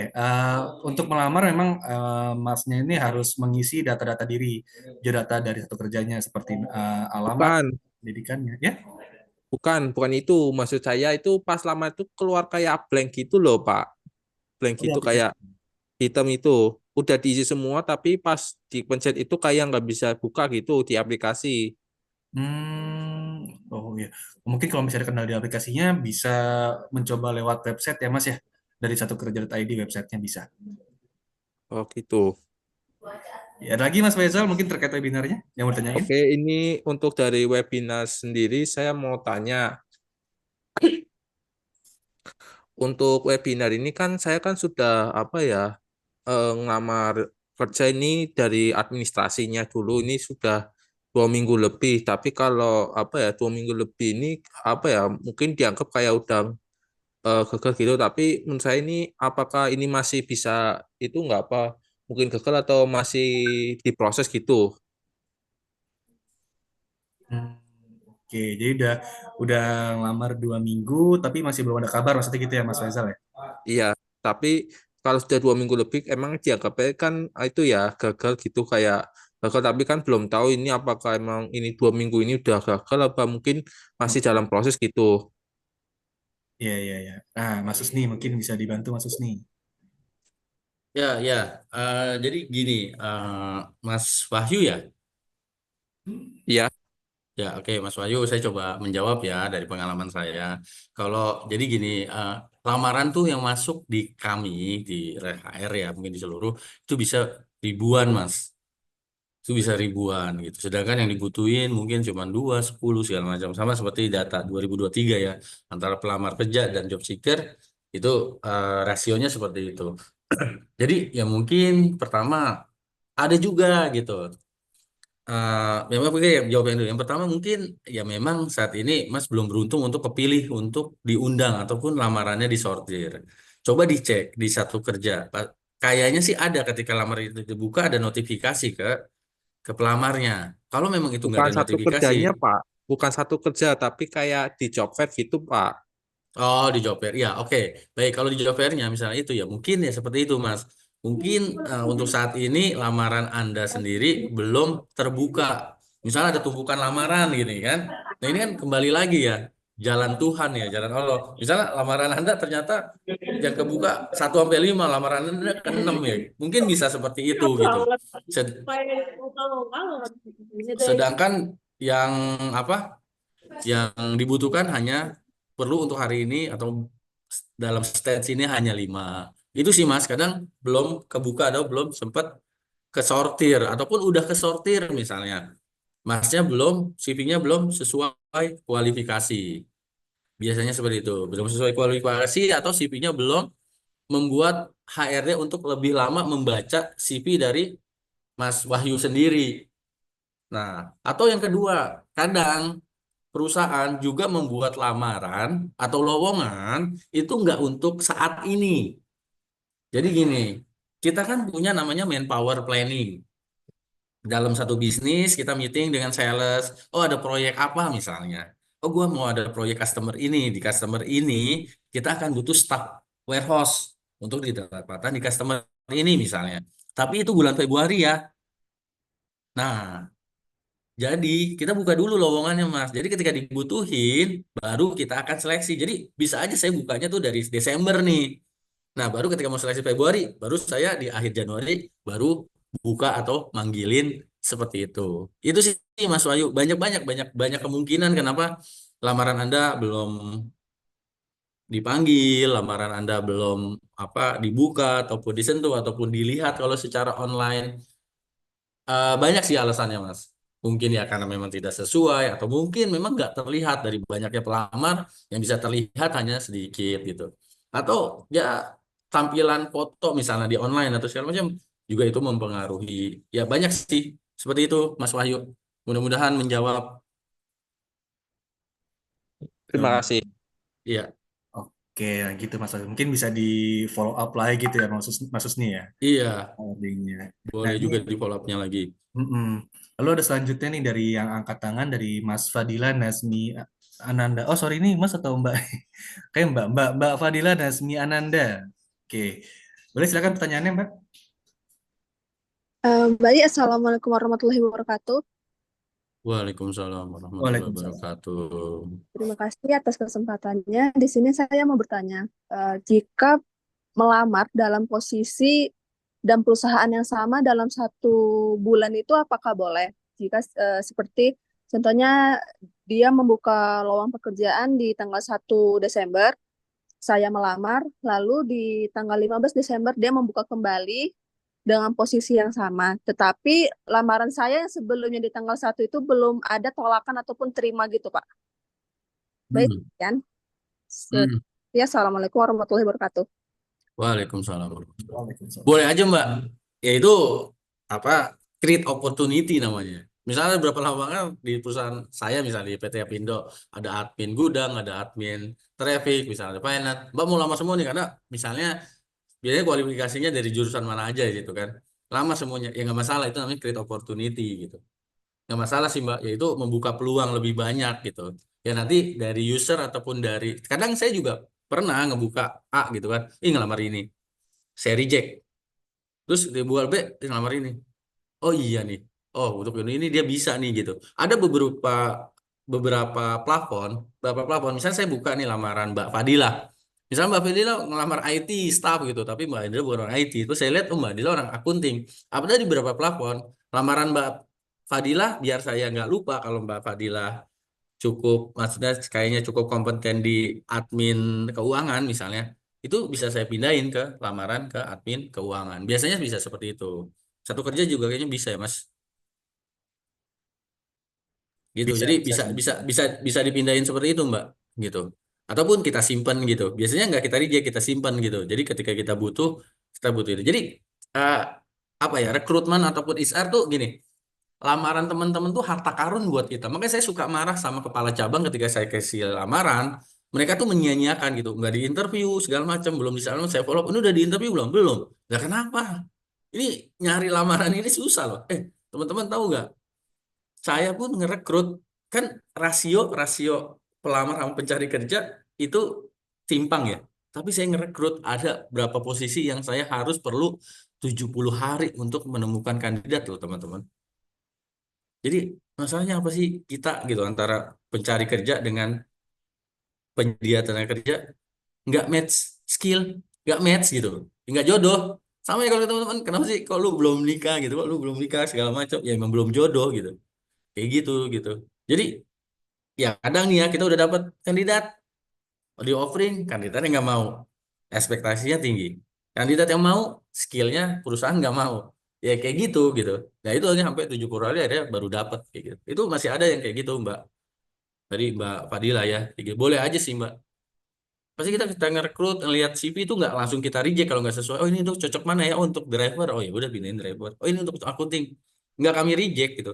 Kita pindah-pindahin dulu gitu. Karena itu harta karun buat kita. CV itu harta karun buat buat rekrutmen, itu harta karun. Saya bilang ke tim saya, CV jangan disia-siakan. Pertama, orang ada effort ya. Untuk ngeklik pun ada effort. Apalagi yang ngelamar hard copy. Gitu. Gitu, Mbak. Jadi, insya Allah nggak masalah sih. Itu malah create peluang gitu. Oke, Oke, gitu. semoga menjawab Mbak Fadila. Terima kasih Mbak Fadila untuk pertanyaannya. Ini ada lagi nih Mas Husni dari Mbak Hana Sajida nih, angkat tangan juga dia. Oke, Mbak Hana silakan pertanyaannya Mbak. Baik, Mas. Terima kasih atas kesempatannya telah diberikan kesempatan untuk bertanya. Nah, saya ingin bertanya kepada Mas Husni tentang begini, Mas. Misalnya ada lowongan pekerjaan. Nah, di lowongan pekerjaan ini ada salah satu syaratnya bisa melamar dari semua jurusan dan diutamakan misalnya jurusan administrasi dan begini misalnya, teman. Nah, menurut Mas sebagai HR itu tuh kesempatan jurusan lain itu tuh lebih besar atau dari jurusan yang dikurung itu Mas, yang diutamakan itu gitu loh. Ya, Ya, baik. terima Itu kasih aja Mas. Mbak Hana ya. Ya, oke, saya coba menjawab ya Mbak Hana. Jadi kalau kayak gitu ya memang sebenarnya si HR ataupun user mengutamakan jurusan yang sesuai diutamakan. Cuma ketika itu kita juga nggak akan nge-reject orang-orang yang di luar jurusan itu. Kalau yang ngelamar dari luar jurusan itu lebih banyak dari yang jurusan, kemungkinan pun juga kita akan panggil. Seperti itu, Mbak Habana gitu. Kayak gitu sih. Biasanya saya, karena saya bicara saya aja, saya nggak tahu dengan insan yang lain. Saya sih akan seperti itu. Jadi ya udah ketika mengutamakan ya kan utamakan kalau ada. Tapi kalau nggak ada ya kita akan coba untuk itu. Kalaupun ada dan nggak ada ya saya akan mix ngeblended itu sih. Gitu sih Mbak. Semoga Oke, menjawab Mbak Hana. semoga bisa menjawab pertanyaannya Mbak Hana ya. Oke, nah di kolom komentar juga ada nih Mas Usmi yang bertanya dari Mas Kevin William. Ya, Mungkin saya bantu bacakan ya Mas ya. Izin ya. bertanya, nah, salah satu kendala dalam cari kerja itu persyaratan yang ruwet Pak, di mana posisi kita mau ngelamar, tapi syaratnya perlu ada pengalaman dulu. Belum lagi syarat atau Hmm, dokumen yang lain, ada yang hmm, mengatakan magang itu bukan pengalaman kerja. bukan. Kalau begitu, jadi Hmm. jadinya kita terombang-ambing sebagai HR. Gimana tanggapan Bapak soal pengalaman kerja itu? Oke, baik. Ya, jadi gini, sebenarnya yang membutuhkan itu user ya. Jadi apa ya, lamaran kerja ini kan yang pakai adalah user ya, bukan rekrutmen. Bukan saya mau nyalain recruiter. Maksudnya gini, ya mungkin nanti teman-teman insya Allah akan ada di posisi sebagai user, amin ya.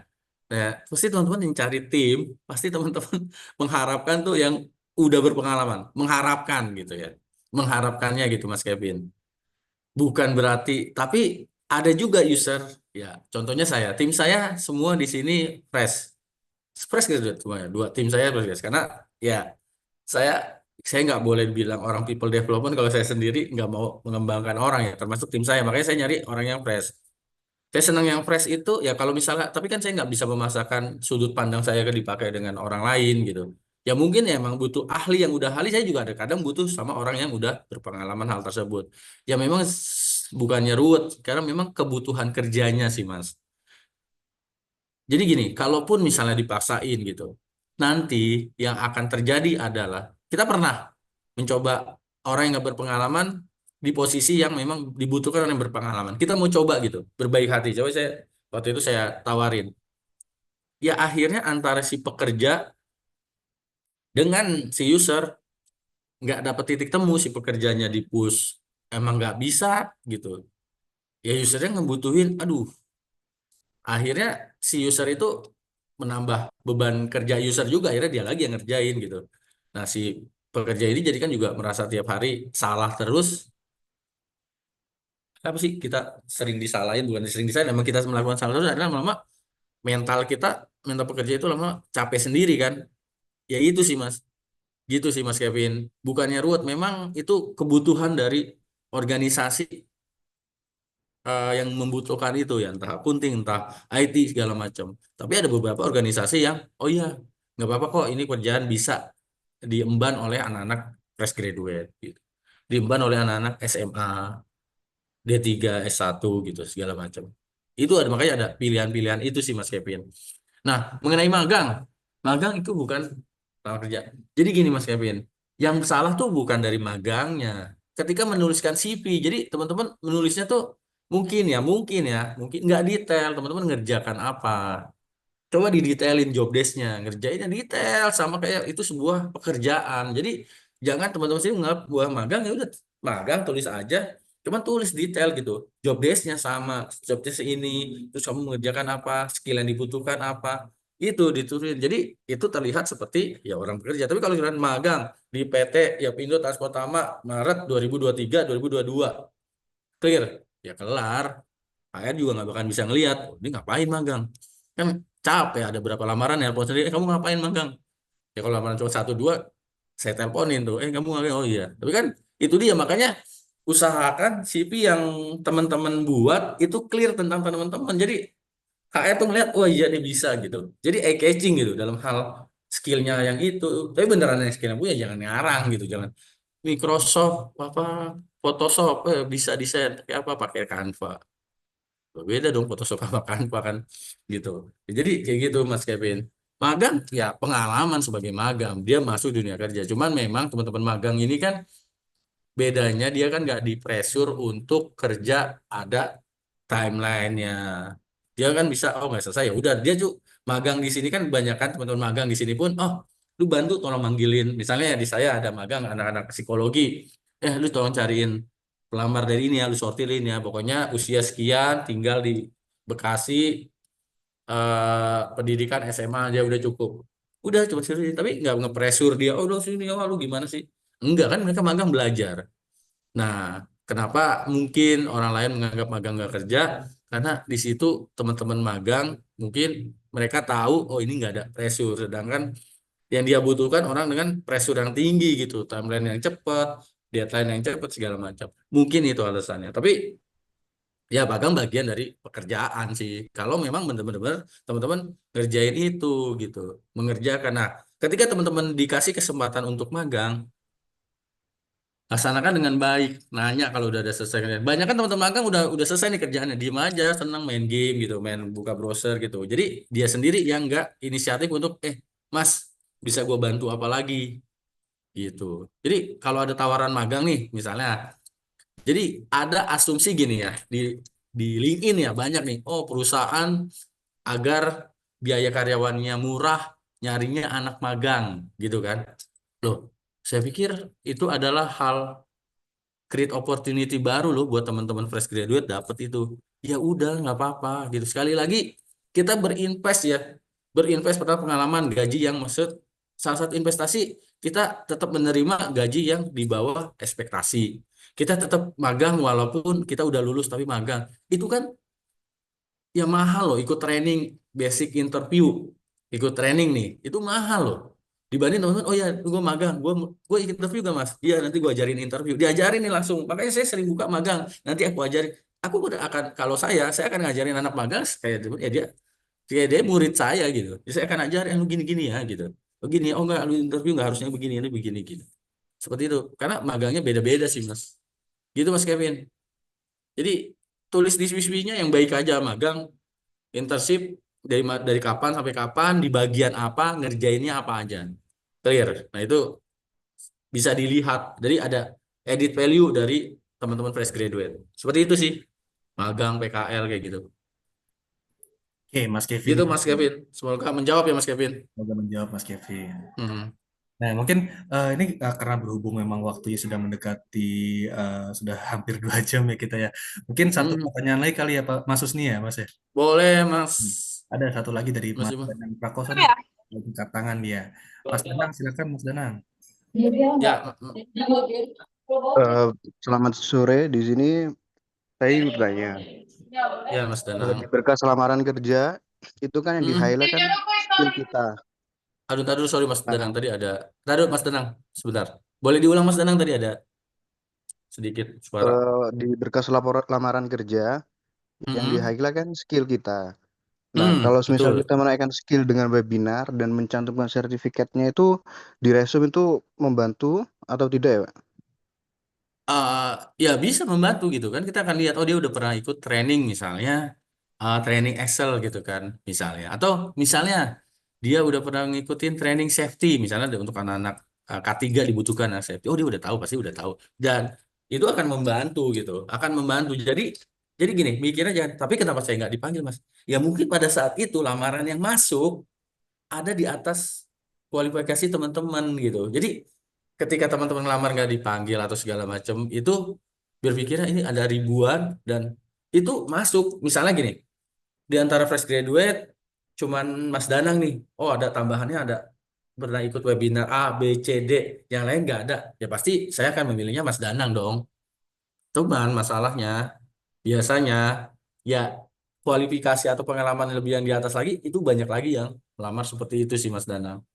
Itu masukin aja pokoknya apa yang didapat kan namanya riwayat hidup ya kan, ya bukan dari lahir rumah sakit ini, lahir sesar normal nggak gitu, maksudnya dari pendidikan, training apa aja, skill apa aja yang udah didapat, ya ikutin di situ sepanjang-panjangnya, yang penting clear, jelas, dan memang itu relevan dengan posisi yang dibutuhkan. Kalau misalnya melamar posisi lain itu nggak penting, ya misal kepanjangan, ya coba dipilih aja yang penting-penting dulu gitu.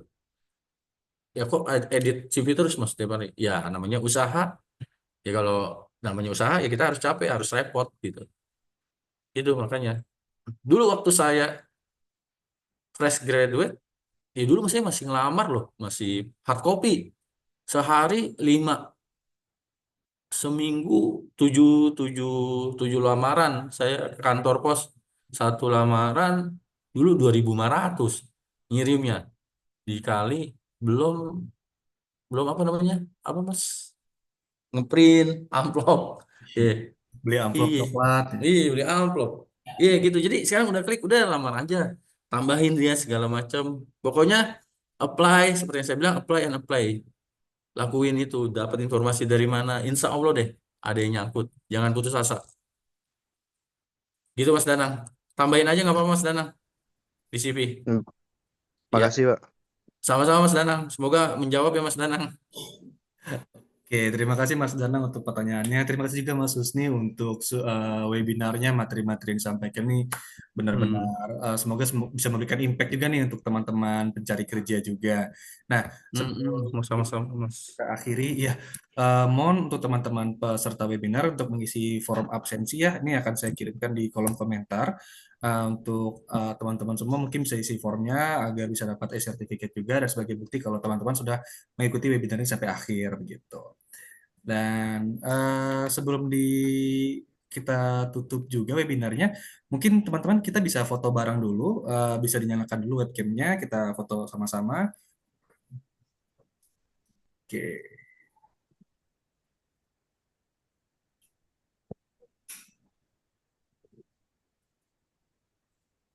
oke, yang bisa dinyalakan webcamnya, coba dibantu nyalakan dulu, kita foto bareng-bareng teman-teman. Sebagai peserta, kita foto dari sekarang ya. 1, 2, 3.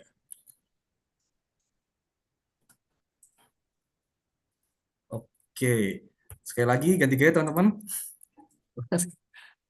1, 2, 3.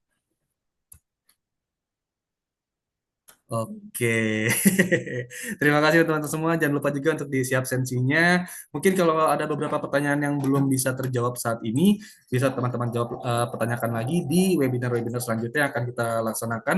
Untuk informasi webinar selanjutnya juga akan diinfokan melalui sosial media satukerja.id dan juga bisa melalui aplikasi Satu Kerja atau websitenya di halaman event ada informasi-informasinya.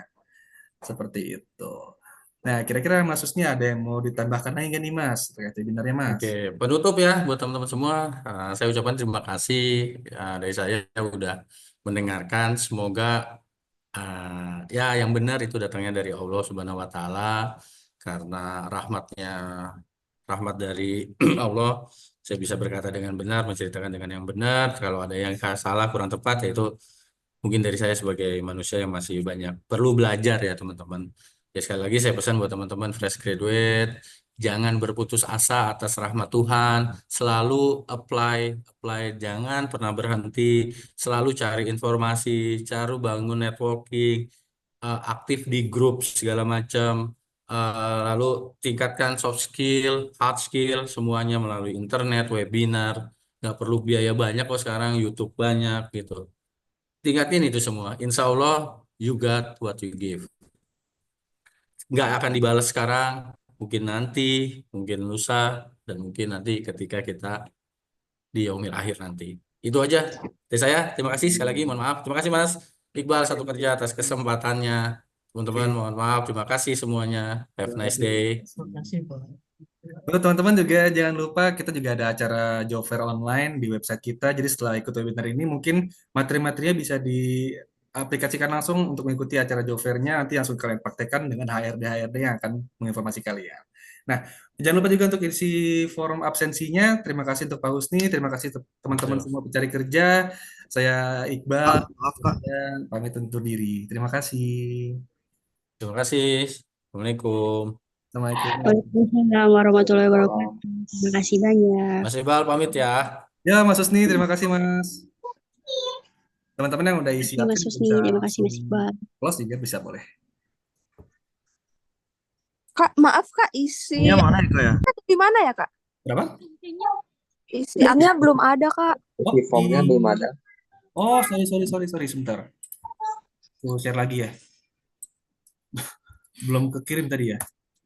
Ada nggak sekarang? Ada. Ada ya. Oke. Bisa dibantu isi dulu, nanti setelah diisi mungkin boleh bisa keluar. Oke, lumayan dapat sertifikat.